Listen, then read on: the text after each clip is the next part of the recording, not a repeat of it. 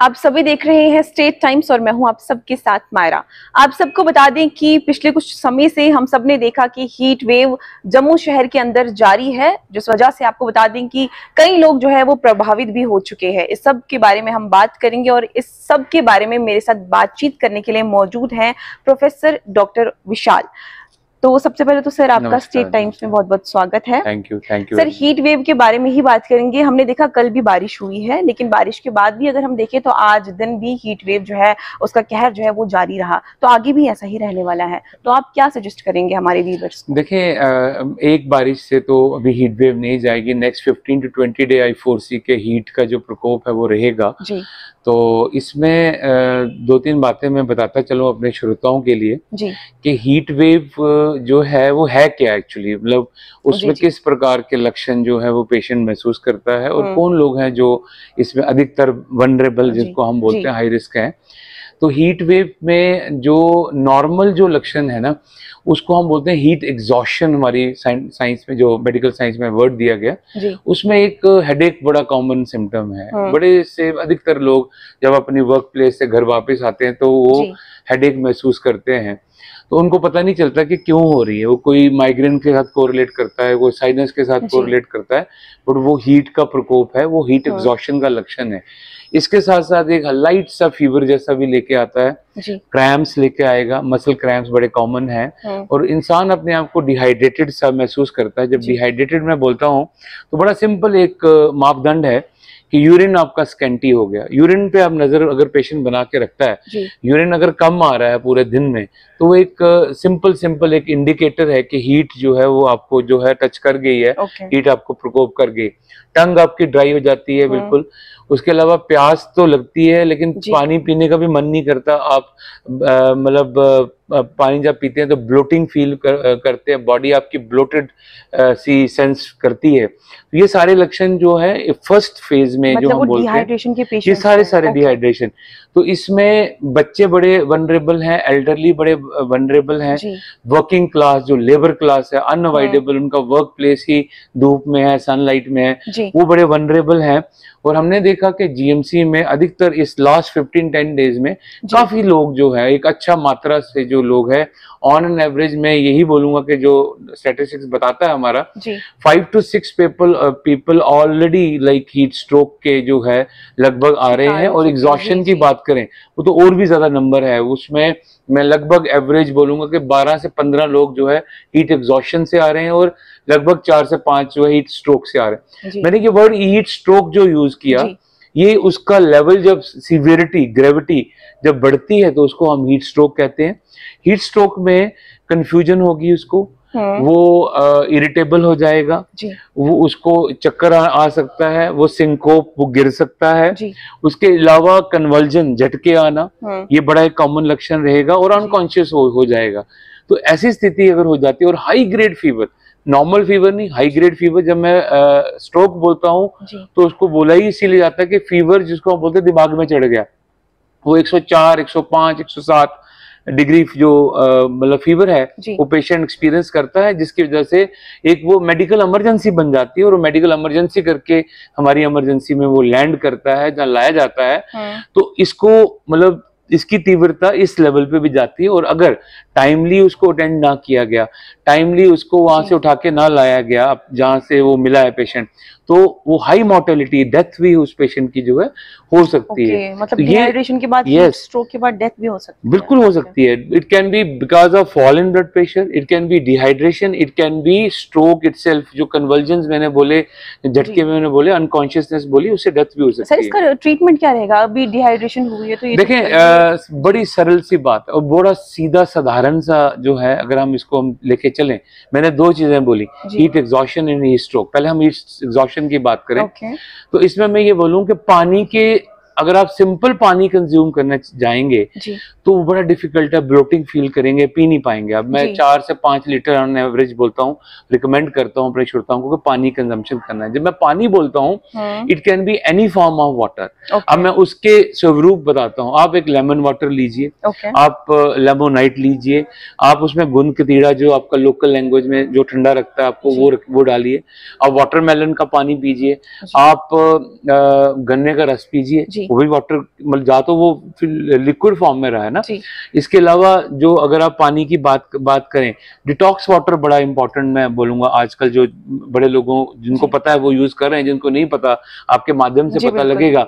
कुछ नहीं करना है, एक बाउल में गिलास के जहाँ तांबे के पानी रखिए 2-3 लीटर, उसमें सुबह 2 घंटे मिनिमम, ओवरनाइट भी रखते हैं कई लोग, मिनिमम जो घर में फ्रूट्स पड़े उनका सिंपल एक पीस डालिए, लेमन डालिए, मिंट डालिए, सौंफ के 4-5 दाने डालिए, आप उसको थोड़ी देर रखिए, any fruit matter of fact, वो आप डालेंगे तो सारे उसके मिनरल्स एक्सट्रैक्ट सारे उसके अंदर आ जाएंगे। वो कंज्यूम करिए। ओवर टेस्टी भी है, स्वाद भी लगेगा आपको, और आपको बिल्कुल भरपूर मात्रा में विटामिन, मिनरल्स और वाटर कंटेंट जो हाइड्रेट करेगा, आपका स्किन ग्लो करेगा, आपका किडनी फंक्शन परफेक्ट रहेगा, कॉन्स्टिपेटेड नहीं फील करेंगे, यूरिन फंक्शन जो है वो परफेक्ट रहेगा।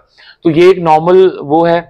इसके अलावा और भी जिस तरह से छाछ हमारे कल्चर में बड़ी पी जाती है इस टाइम पे, बटर मिल्क जिसको आप कहते हैं, इसके अलावा आम पन्ना है, ये सारी चीजें हमें मुझे लगता है गर्मियों में पी जाती है हमारे कल्चर में, डोगरा कल्चर में, और मुझे लगता है किसी भी कल्चर में ये सारी चीजें इंकरेज करनी चाहिए समर्स में, तो आपको ब्लोटिंग नहीं फील होगी। आप वाटर सॉरी मैं इंटरप्ट कर रही हूँ, लेकिन लोग ज्यादातर ORS चाहते हैं। वो उस पे मैं आ रहा हूँ। देखिए ये नॉर्मल पानी की बात कर रहे हैं। अब इसके अलावा अगर आप अपने आप को डिहाइड्रेटेड फील कर रहे हैं तो सिंपल इलेक्ट्रॉल और ORS के जो पाउडर हैं, जो पानी है, वो आजकल आपके टेट्रा पैक्स भी आते हैं और बड़े अच्छे पैलेटेबल टेस्टी, वो आप ले सकते हैं। WHO वाला जो है वो हाईली रिकमेंडेड है, वो आप अपने आप को लेते हैं, आपका ब्लड प्रेशर रेगुलेट हो जाता है, आपका हाइड्रेशन जो है रिकवर हो जाता है, यूरिन जो है रेगुलेट हो जाता है।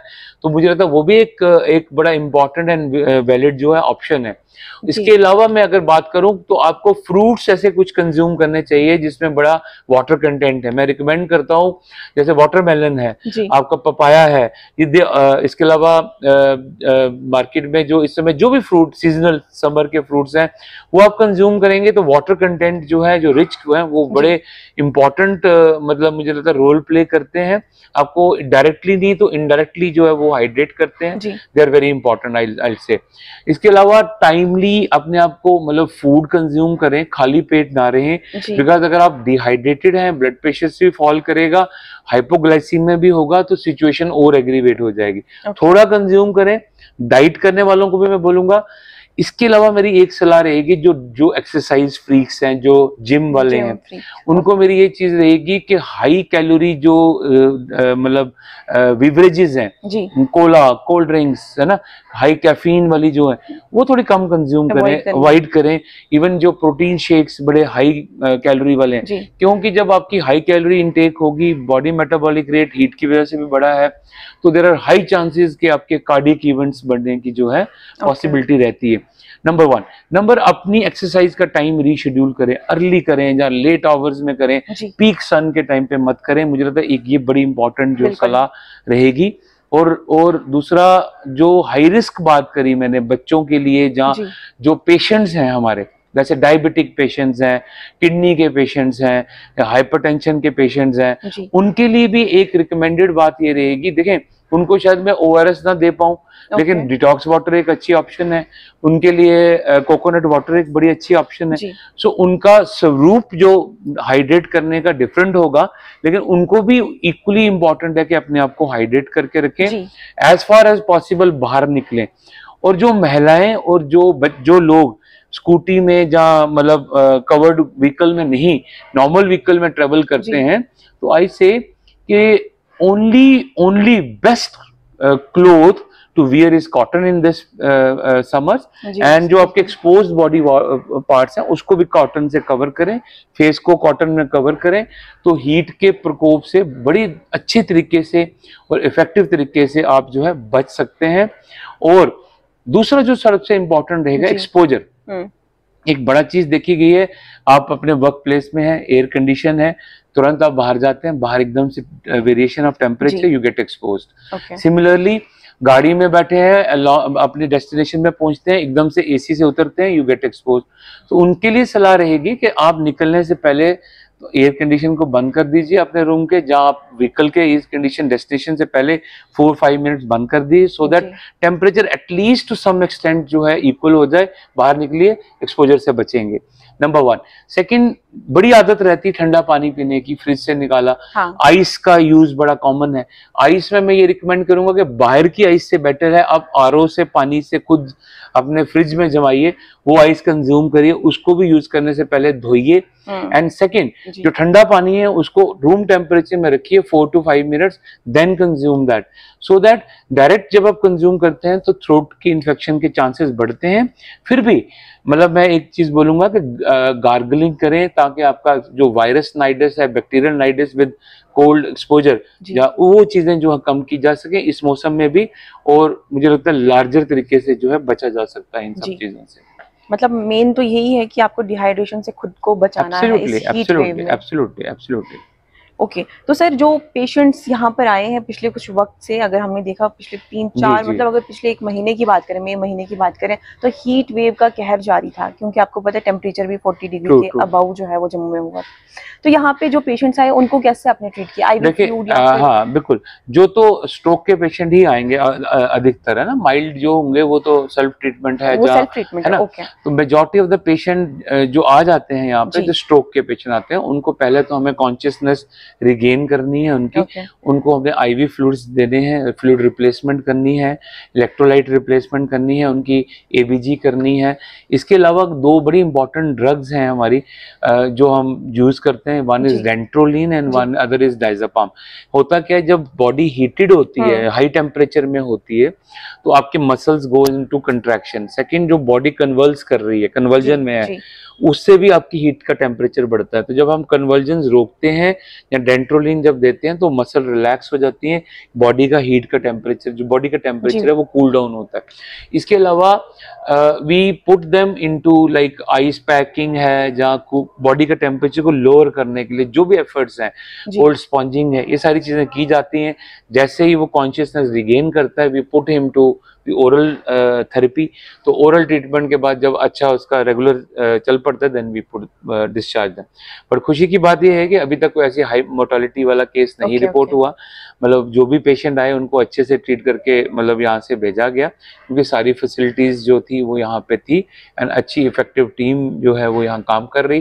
तो मुझे नहीं लगता कि वो कोई डरने की जरूरत है। लेकिन हाँ, अगर आप 5-6 बातों पर ध्यान रखती है जनता आपके माध्यम से, जो जाते जाते मैं 5-6 की चीजें बताऊंगा कि यूरिन पर नजर बनाए रखें। नंबर 1, यूरिन आपका सबसे इंपॉर्टेंट इंडेक्स है।